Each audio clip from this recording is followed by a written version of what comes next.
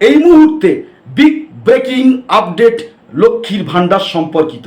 অনেকটাই এটা অফিসিয়াল আপডেটও বলা যেতে পারে।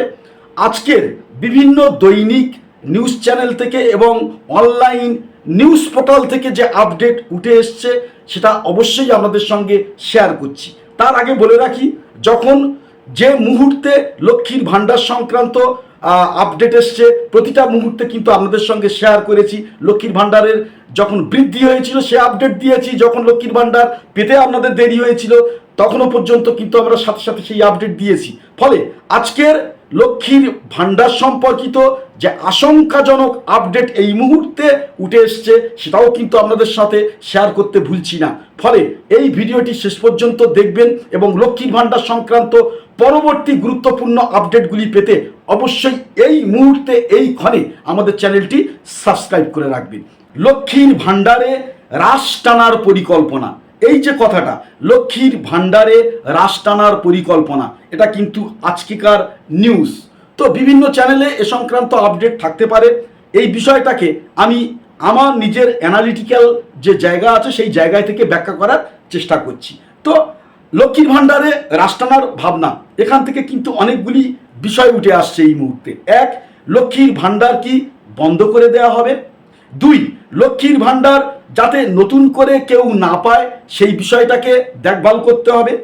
তিন, লক্ষ্মীর ভাণ্ডার বর্তমানে যারা পায় পরিবার ভিত্তিক তার সংখ্যা কমিয়ে আনতে হবে। অর্থাৎ একটা পরিবারে যে কজন মহিলারা লক্ষ্মীর ভাণ্ডারের আওতাভুক্ত এবং যারা কন্টিনিউ লক্ষ্মীর ভাণ্ডার পান তার একটা সংখ্যা বেঁধে দিতে হবে। অর্থাৎ একটা পরিবারে যদি দুজন লক্ষ্মীর ভাণ্ডার পাওয়ার ক্ষেত্রে এলিজেবল, সেক্ষেত্রে যদি চারজন পায় তাহলে দুজনের লক্ষ্মীর ভাণ্ডার ক্যান্সেল হবে। এই প্রবাবিলিটিটা রয়ে যাচ্ছে রাজ্য সরকারের তরফ থেকে। এটা কিন্তু আজকেরই আপডেট।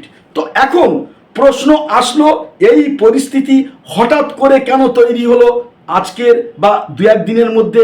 কেন এর পিছনে রাজ্য সরকারের অন্য কি কোনো পরিকল্পনা আছে? বর্তমানে রাজ্য সরকারের যে অর্থনৈতিক অবস্থা অত্যন্ত সংকটজনক।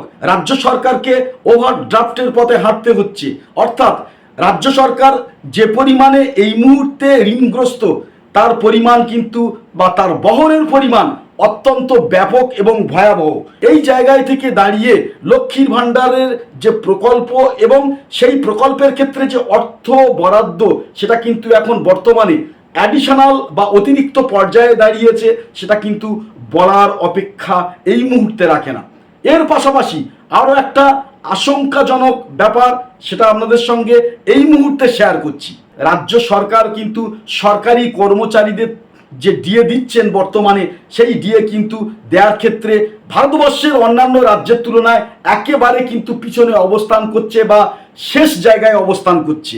ঠিক এই জায়গায় থেকে দাঁড়িয়ে রাজ্য সরকারি কর্মচারীরা দীর্ঘদিন ধরে তারা যে বঞ্চনার শিকার হয়েছে এবং অন্যান্য রাজ্যের তুলনায় তারা যে ডিএ প্রাপ্তির ক্ষেত্রে একেবারে তলানিতে ঠেকেছে, ঠিক এই জায়গায় থেকে দাঁড়িয়ে আমাদের পশ্চিমবঙ্গের সরকারি কর্মচারীরা রাজ্য সরকারের বিরুদ্ধে চ্যালেঞ্জ ছুড়িয়ে দিয়েছে। তো অলরেডি স্যাটে রাজ্য সরকারের পরাজয় হয়েছে, তারপরে যে হাইকোর্টের সিঙ্গেল বেঞ্চ ডিভিশন বেঞ্চে রাজ্য সরকারের পরাজয় হয়েছে, এমনকি সুপ্রিম কোর্টে রাজ্য সরকারের পরাজয় হয়েছে এবং রাজ্য সরকারকে বলা হয়েছে সুপ্রিম কোর্টের তরফ থেকে এই মুহূর্তে 25% ডিএ আপডেট করতে হবে 2009 সালের রোপা অনুযায়ী। এই জায়গায় থেকে দাঁড়িয়ে রাজ্য সরকারকে এই পরিমাণ ডিএ দিতে গেলে যে পরিমাণ অর্থের দরকার হবে তা এই মুহূর্তে আপনাদেরকে জানিয়ে দিচ্ছি। 2009 সালের রোপা অনুযায়ী রাজ্য সরকারি কর্মচারীদের 25% ডিএ আপডেট করতে এই মুহূর্তে রাজ্য সরকারকে লাগবে 10,000 কোটি টাকা। আরেকবার বলছি, 10,000 কোটি টাকা।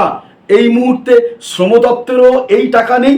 এছাড়া রাজ্য সরকারের যে ফিনান্স ডিপার্টমেন্ট আছে সেই ফিনান্স ডিপার্টমেন্টের হাতে এই মুহূর্তে গচ্ছিত সম্পদ কিন্তু 10,000 কোটি টাকা নেই।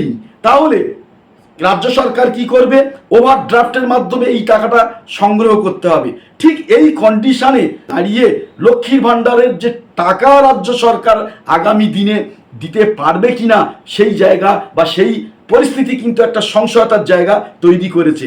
অবশ্যই আজকে সেই আপডেটটা উঠে এসছে। ফলে লক্ষ্মীর ভাণ্ডারের প্রকল্প হয়তো বন্ধ হবে না, লক্ষ্মীর ভাণ্ডারের প্রকল্পের টাকা হয়তো সীমিত পরিমাণে কমতে পারে বা অপরিবর্তিত থাকতে পারে, কিন্তু লক্ষ্মীর ভাণ্ডারে যারা নতুন করে আবেদন করবেন সেগুলো কিন্তু বিচার বিশ্লেষণ করে তাদের কিন্তু এখতিয়ারভুক্ত করা হবে। এখন কোন পরিস্থিতির জায়গা তৈরি হয়, কি পরিস্থিতি তৈরি হয়, এখন বলার মতো জায়গা নেই, সেটা রাজ্য সরকারের বিচারাধীন বিষয়।